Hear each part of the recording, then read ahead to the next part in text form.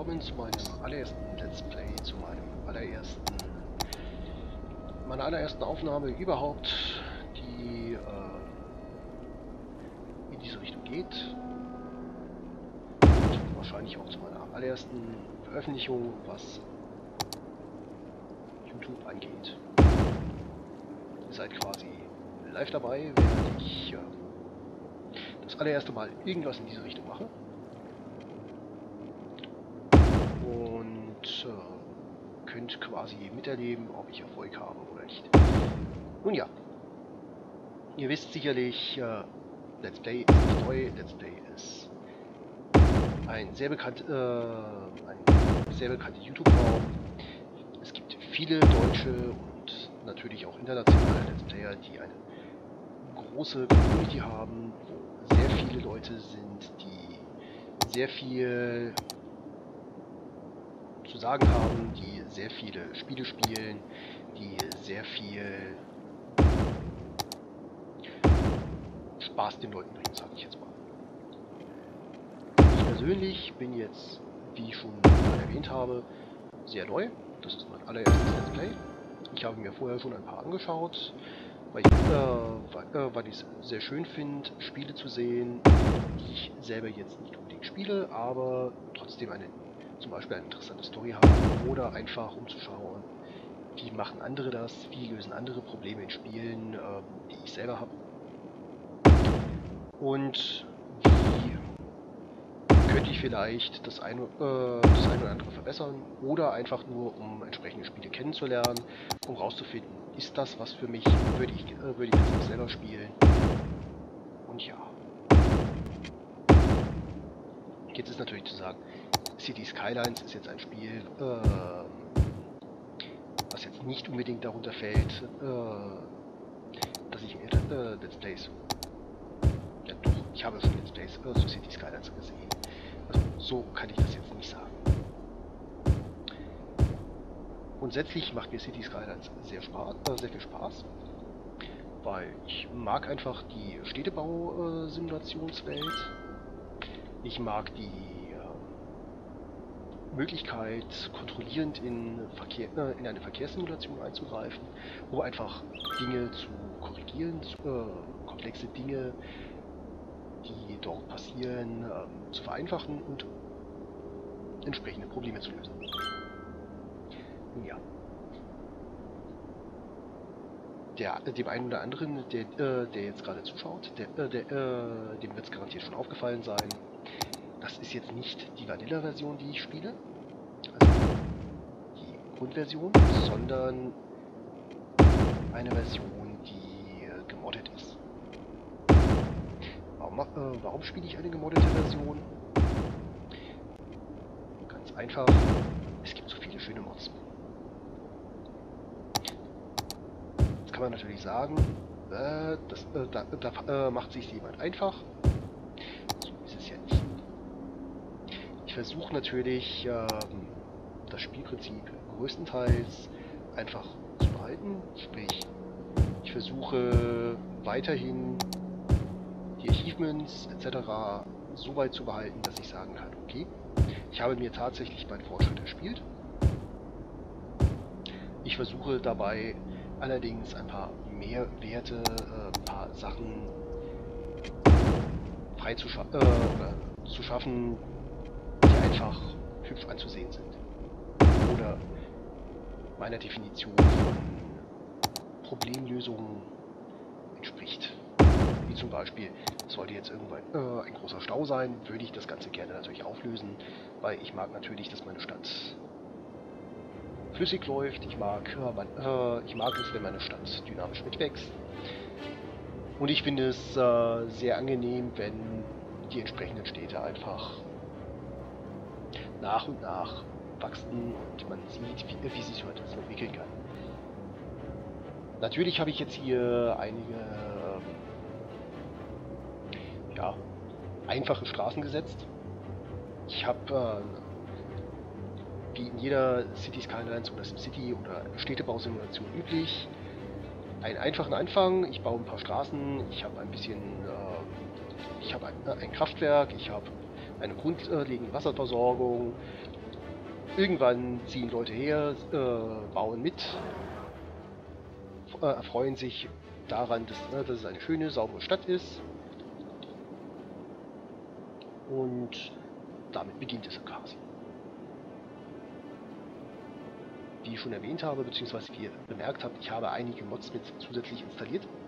Zum Beispiel den Traffic President, der mir einfach die Möglichkeit gibt, entsprechende Ampeln, Vorfahrtsschilder und ähnliche Regulierungen zu setzen, wo ich dann einfach sagen kann, okay, die entsprechenden Stellen kann ich ein wenig regulieren, damit das Ganze etwas einfacher wird. Zum Beispiel könnte ich jetzt hier hingehen, zu dieser Kreuzung anwählen und die Kreuzungsbeschränkung aufheben, dass die Fahrzeuge nach und nach durchfahren dürfen.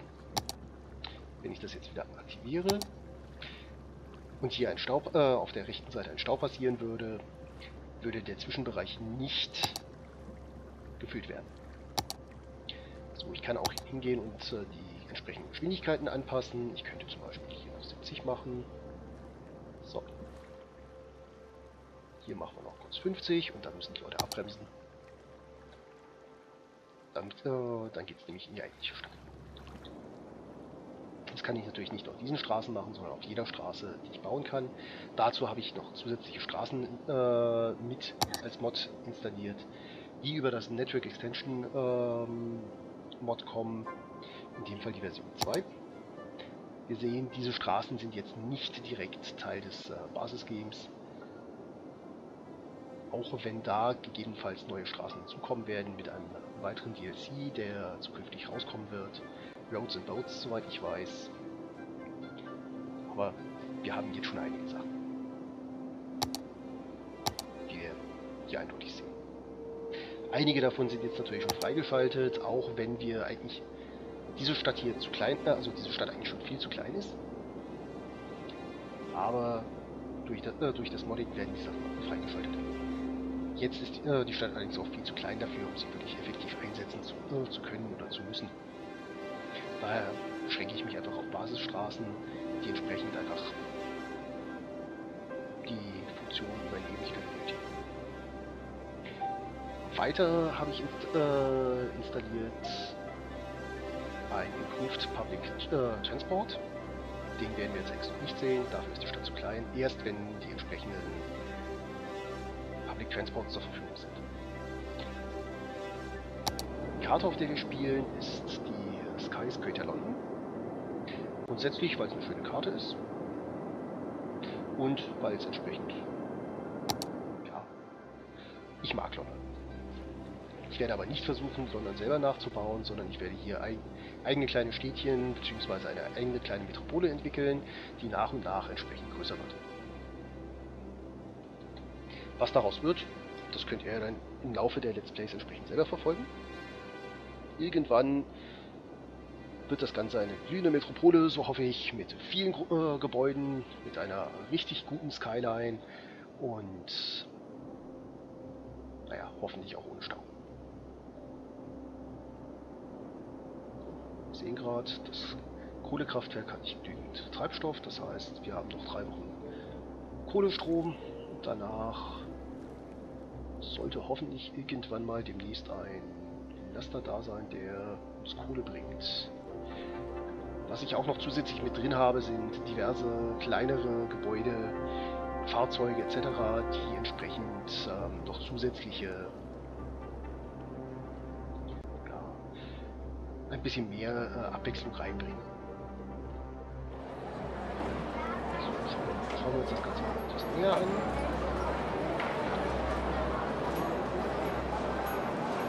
Zum Beispiel dieser Yakisoba-Shop, der ist Standardumfang nicht enthalten, aber wird unter anderem in anderen Modpacks. Genauso, wenn ich mich jetzt richtig erinnere, dieses Gebäude hier und weitere Gebäude. Ja. Das überlasse ich jetzt einfach mal euch, dass ihr die Gebäude entsprechend finden könnt. Wer sie findet, darf sie gerne behalten, beziehungsweise selber.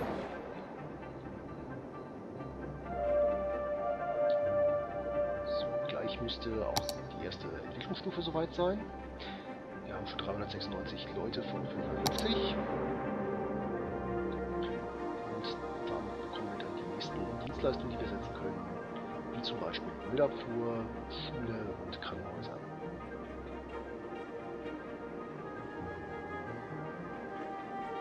Genau. Wir sehen, After Dark ist ebenfalls installiert. Ansonsten hätten wir keine so schöne Nachtansicht. Das wird sicherlich noch wesentlich großartiger, wenn die Stadt entsprechend gewachsen ist und hier hinten die ganzen Flächen nicht so leer sind. Das sieht aus wie ein Neubaugebiet, wo sonst niemand irgendwas macht. Ansonsten wäre theoretisch noch Snowfall mit dabei, ebenfalls ein DLC. Allerdings auf dieser Karte wird wahrscheinlich wenig Schnee fallen.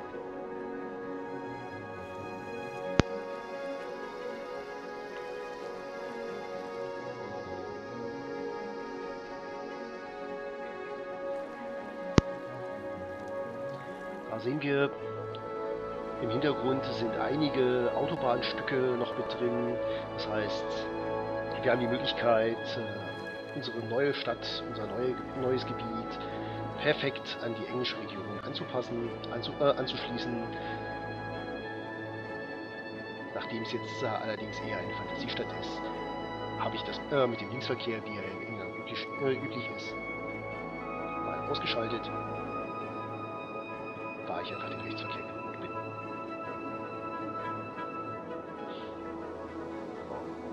Das wären quasi die ersten Minuten. Irgendwann mache ich dann einen Cut. Ich versuche das Ganze immer mehrere Folgen gleichzeitig aufzunehmen, die dann entsprechend zu cutten und dann an den passenden Stellen die entsprechenden Cuts zu machen. Das wird sicherlich nicht eine Erfolgswahrscheinlichkeit, eine Wachstumsstelle sein. Oder zumindest nicht immer, weil davon haben wir irgendwann relativ wenige und wer will sich schon 10 Stunden Video am Stück anschauen? Geschweige denn, wer will das schon am Stück produzieren? Zumindest am Anfang. Aber zum Thema Wachstum. Wir haben quasi jetzt unsere 550 Leute, unsere allerersten 550 Leute zusammenbekommen. Wir können jetzt als neue Features machen, ein paar Steuern, ein paar Darlehen können wir, also die Steuern können wir ändern, Darlehen können wir aufnehmen, wie schon erwähnt, wir können unsere Mülldienstleistungen, Gesundheitswesen und Bildung aufnehmen. Und dafür bekommen wir neue Gebäude. Wir sehen schon einige Sachen, die neu sind und nicht so im Standardumfang sind, wie zum Beispiel die UK Medical Practice, die Clickersons Elementary, 3 verschiedene japanische Grundschulen und die Elementary School. Das mache ich auch hier, um einfach mehr Abwechslung zu haben, überall die gleiche Schule hinzustellen. Das mag man vielleicht in SimCity machen, in meiner Stadt aber nicht. So, das Erste, was wir machen, wir setzen jetzt erstmal eine kleine Grundschule irgendwo hin. Zum Beispiel hier hin. Das sieht doch gut aus. Dann wollen wir noch eine Mülldeponie haben, damit wir unsere Müll loswerden. Und wenn wir noch Geld haben, setzen wir auch gerne ein Krankenhaus irgendwo hin. Zum Beispiel hier. Da bekommen die Leute natürlich den besten Eindruck, wenn sie das erste, was sie sehen, wenn sie in die Stadt kommen, ist die Mülldeponie. Da können die Erwartungshaltungen zumindest immer noch nach oben geschraubt werden. So. Im Moment brauchen die Leute, sind nur ein paar Wohngebiete gefordert, ansonsten nicht so viel. Das heißt, wir müssen einfach jetzt mal ein wenig warten, bis dann genügend Leute wieder da sind, die Gewerbegebiete oder Arbeitsplätze fordern. Die wachsen auch und das schaukelt sich nach und nach. Da entstehen schon wieder neue Gebäude. Als Reaktion auf unsere neuen Dienstleistungen. Das ist doch mal schön. Wir sehen hier unten auch, im Moment kommen 69 Leute, 69 Leute dazu. Das ist sehr okay. Das Ganze mal im Panorama-Modus. Wie gesagt, im Moment ist die Stadt wirklich klein. Wohnort ist halt sehr klein. Aber nach und nach das Wachsen, nach und nach werden wir mehr Dienstleistungen dazu bekommen, werden wir mehr Einwohner bekommen, wir werden mehr Gebäude dazu bekommen, es wird größer werden, die Leute werden gebildeter, hoffe ich doch zumindest, und nach Möglichkeit nicht krank.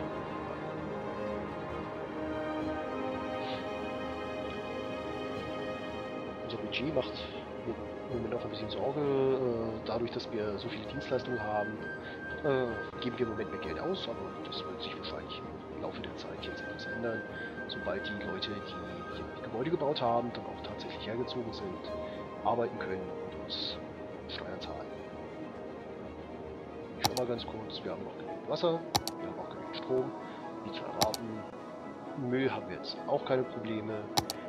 Unsere Krankenhausdienstleistung ist auch wunderbar. Es ist im Moment niemand krank. Wir haben eine Durchschnittsgesundheit von 72%. Unsere Grundschule reicht auch aus für 230 Grundschüler, die im Moment noch zu 97% ungebildet sind. Haben wir eine Kapazität von 300. Das heißt, wir haben insgesamt schon 5% Bürger mit Abschluss. Das ist doch schon mal eine gute Sache.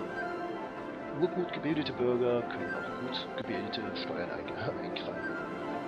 Beziehungsweise zahlen. Eintreiben tue ich sie. Beziehungsweise meine virtuellen Steuereintreiber. Ja, wir sind auch schon recht fleißig. Wir bekommen schon 123 virtuelle Währungen pro Woche. Und damit langsam Geld. Und ein neuer Tag bricht an.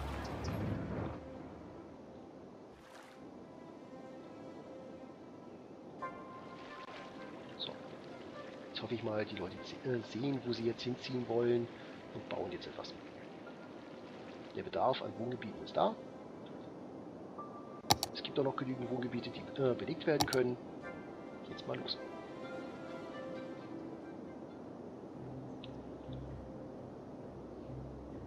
Ja. Ich würde behaupten, ich werde an dieser Stelle oder ein wenig später jetzt gleich so oder so einen kleinen Schnitt machen, die erste Folge damit beenden und entsprechend mit der zweiten Folge seamless weitermachen. Also für mich ist es die gleiche Aufnahme, für euch ist es eine andere Folge. Ich schaue mal vielleicht, wie ich die Folgen hochlade, vielleicht alle 2 oder alle 3 Tage jeweils eine Folge. Kleiner Kanal,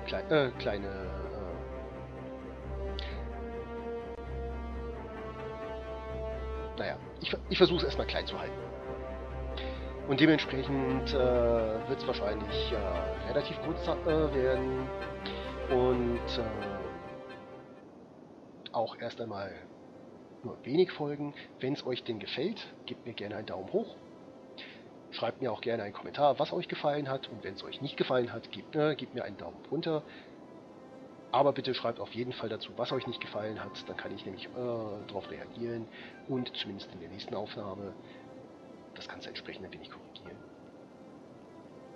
Und ich denke mal, desto mehr ich produziere, desto besser wird es wahrscheinlich auch. Jetzt am Anfang, bitte erwartet nicht ganz so viel, aber ich versuche jetzt erstmal reinzukommen. Vielleicht ist das ein Hobby, was ich mag, vielleicht auch nicht, wir werden sehen. Aber man sollte es einfach mal ausprobiert haben. Damit vielen Dank fürs Zuschauen, vielen Dank fürs Zuhören und naja, scheiß Wetter.